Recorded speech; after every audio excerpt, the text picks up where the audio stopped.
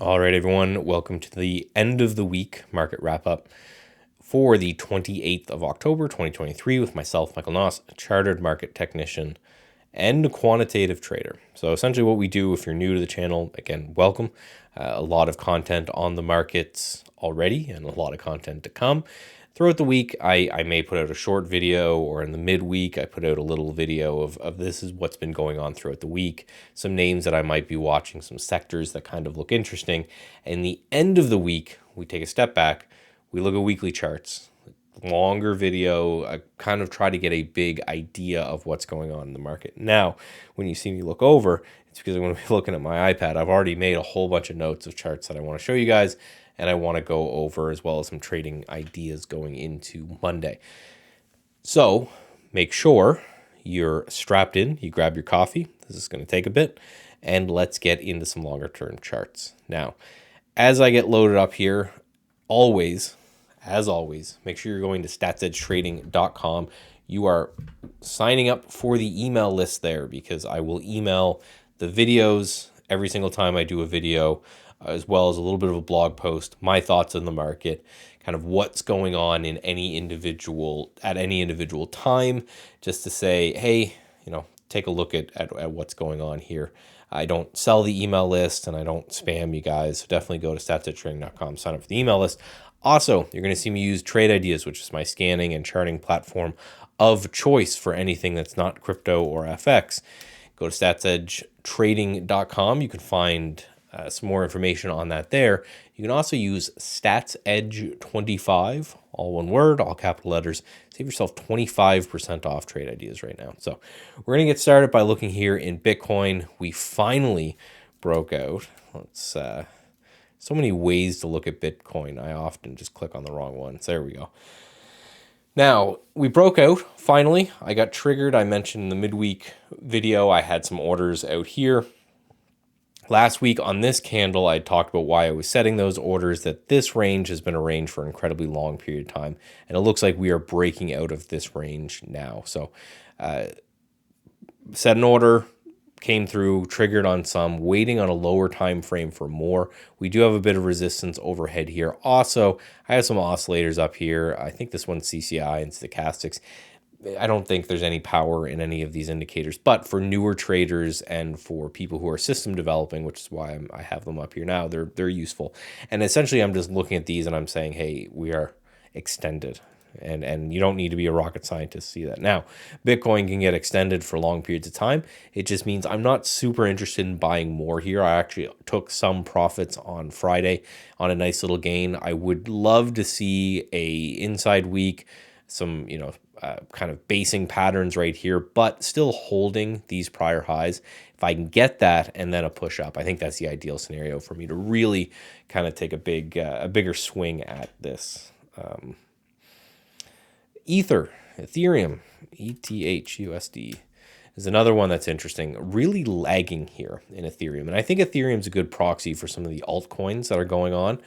Now, Ethereum is certainly lagging. It's not have broken out as Bitcoin. So the question is, with the rest of the crypto market lagging, does that mean that Bitcoin's going to come back down because these things aren't catching up? Or is Bitcoin rallying going to lift all of these ships? I think it's going to more of the lift. If Bitcoin can hold this breakout, I almost look at it as like when the SPY breaks out on the market, maybe there's some lagging stocks that haven't broke out yet that may follow that.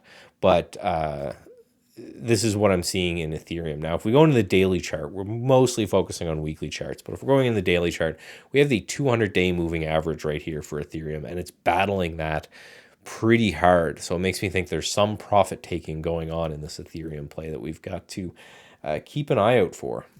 Then we have XRP, the same kind of thing. So XRP had a bunch of good news on it.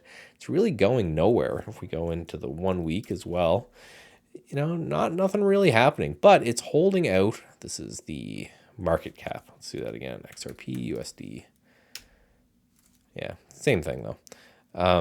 It's really holding under this area of resistance and hasn't been able to break through. This was the pop on earnings, some sort of settlement with the SEC, and then came right back down, gave back all of those gains and fighting this 200-week moving average.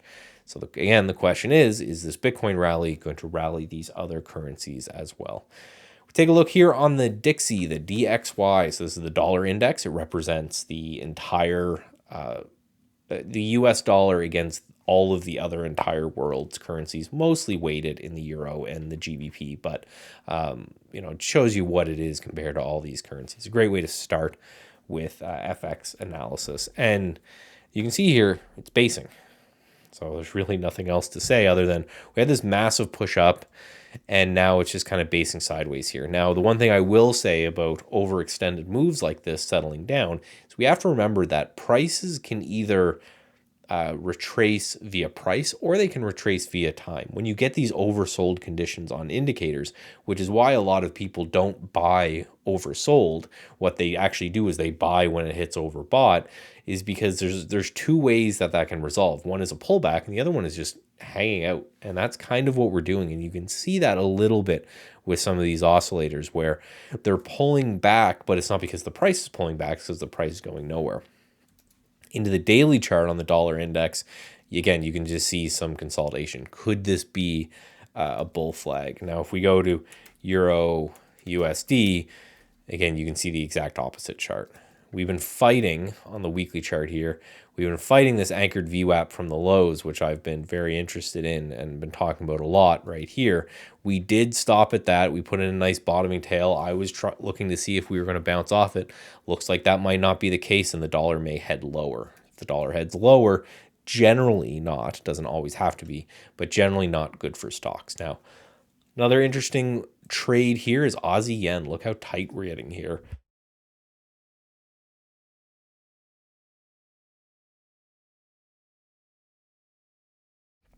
Sorry, look how tight we're getting here in Aussie yen. We've got this kind of sideways consolidation going on here in Aussie yen. Getting really, really, really tight. So we need to see some sort of resolution here one way or the other. Again, I am worried about holding anything denominated in yen over weekends, just because the Bank of Japan is kind of putting their foot down and saying, hey, it's time to protect our currency from absolutely going to zero. So you're battling a country there, which is generally not what you want to do. Speaking of euro stuff, we're going to go into euro pound here. Nice little cup and handle that I highlighted 2 weeks ago. Broke out last week and then put an inside week this week. So I'm looking for some continuation out of this cup and handle here on euro pound. I really do like the look of that one. Now we go pound yen. Just to talk about the yen thing, is it possible that pound yen is putting in this rounded kind of a top right here? So I'll just draw this in quick. You call this a shoulder, head, and a shoulder, or you could just say, hey, this is potentially a rounded top. If we break down through here, could that be the Bank of Japan actually winning? You can see a couple of bottoming tails that happened here and here. I think those are the things that make me a little bit worried when it comes to this particular one. The only currency that's denoted in dollars that I'm actually looking to see if I can pick up some is just this New Zealand dollar, USD. Way, way, way oversold on this name, and New Zealand dollar USD. Down 3 weeks in a row, oversold on the daily, oversold on the weekly. Could be in for a bounce, but I was talking about this on the midweek report as it was bouncing up into this anchored VWAP from the high, looking to take a short there. I did get a great trade on this bar right here. I think I was in and out in this one day. But again, just overdone. So if the dollar does weaken a bit, then this is going to be, I think, the one that I'm going to pick on for a little bit of a long play. And then last but not least, gold. Overdone in the short term. We're up huge 3 weeks in a row here. We hit the 200-week moving average there and just rocketed. And I mentioned this, anyone following for any length of time, this cup and handle that the whole world is watching here on gold looks very, very nice. But as shorter term traders, what we're always looking for is how do we take advantage of a long-term pattern like that, but we time our entry really good. So we're only risking little tiny amounts to make potentially, if it breaks out, huge amounts. To me, I think we may be a little bit overdone getting into this zone right here. So if we can get a pullback or some sort of rest on the weekly chart and then a breakout, I think that would be overall healthier for the individual name here with gold. Now, into trade ideas here. Again, StatsEdge25 will save you 25% off at checkout. One of the things that they built in that should be live to you guys soon, which I really like, is this new dashboard that essentially is just going over all of the everything that's happening in the sectors with the sector space. So you can see advanced decline line and all of the races will have to do with sectors, and this tree map here is all going to be sectors. Then we have this, the chart, which again, if you click through, it will change these different sectors. And I'm going to be adding and removing sectors that are in play at that time from this area, but just showing you what we got here. Let's go and let's start with the S&P 500. Always a good place to get started here. We're going to go to a weekly chart, and then no AVWAP drawing tool in the web yet. It's getting there. But if you look at the anchored VWAP from October's low, it draws out kind of just like this. So we're right there right now, and that's holding as support, at least over the last few days. So it'll be very interesting to see if we do get a push higher from that. That'd be another notch in my belt to say, hey, I really need to pay attention to these AVWAPs. Some support right here, and we're a little bit overdone. So I would not be shocked to see a inside week or a bounce week next week.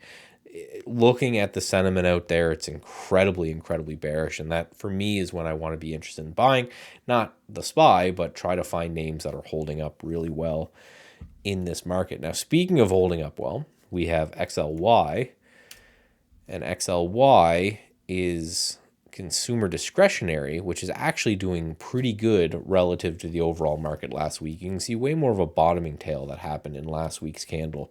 And then XLK, which is technology, has been holding up best of all. So this is a market that's very interested in really what you would consider risk on type plays, with technologies and consumer discretionaries doing the best. Generally speaking, you can see inside day actually one of the only sectors to hold positive today, and actually pretty positive this week. So the question is this just a little bit of a bull flag on the weekly chart? And is that all there is for technology? And if we resolve this bull flag higher in technology, I have to say it's going to be hard pressed to say that the whole market is selling off if technology is holding on and doing really well. Uranium, or let's go with XLE first. XLE. Okay, we failed so far at this top at XLE. So now for me to be interested in any kind of energy play other than uranium, which we'll talk about in a second, I need to see this get retaken. I need to see some buyers kind of push up into this zone. Until then, right, I'm not really too interested. But are we just putting in another bull flag at that area?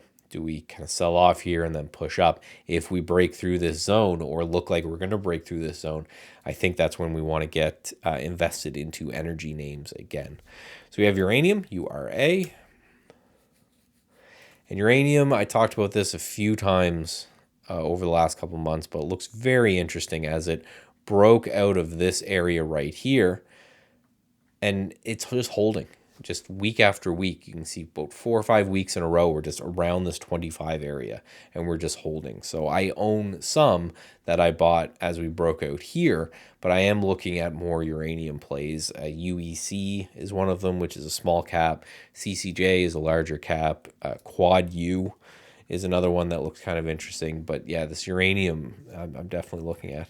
And last on the sector list, again, I told you it'd be a lot of charts, but last on the sector list, we have XLC. So this is our communications sector, broke down pretty hard this week and closed low. So XLC, canary in the coal mine, maybe a sector we don't care about, who knows, but just wanted to point out that had a pretty substantial breakdown. VIST, and we're going to go back into daily charts because this is just some ideas that I've picked up going into next week. If you draw the anchored VWAP from this major pivot right here, we are sitting right at the zone. Anchored VWAP is going to be on the web very soon, along with drawing tools. But yeah, we've pulled into that. We're holding that anchored VWAP. It's also holding this kind of breakout zone right here. So this is an oil and gas play, as we talked about. If we get this lift in oil and gas, this one's been relatively strong. If it looks like we're going to take another shot at those highs, I'm going to take a look at this one.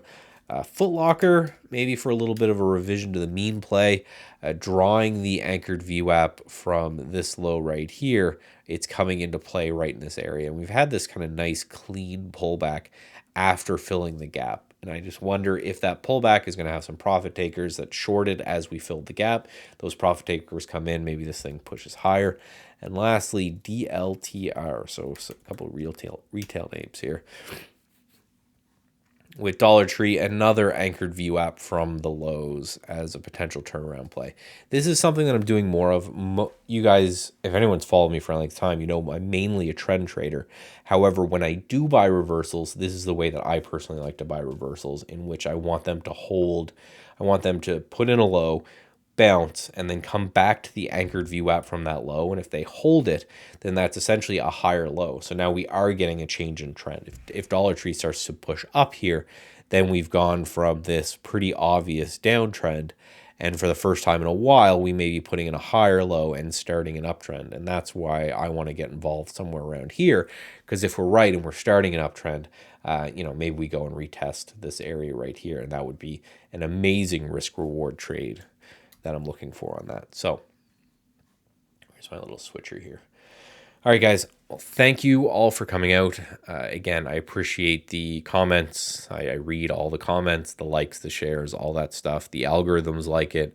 It helps my content get picked up. So if you enjoy this, let me know. As always, at Stats Edge Trading, we have a free trading course. You don't even need to put in your email. There's no sign up. There's nothing. If you want to learn to trade, that's a great way to do it. I may be building a more premium course down the road, but for now, there's that completely free trading course. Certainly check that out. And if you're interested in more, follow me on Twitter and Threads and TikTok and pretty much everywhere. I'm just Michael Nauss, CMT. Thank you very much for watching. Have a good day and get away from the screens.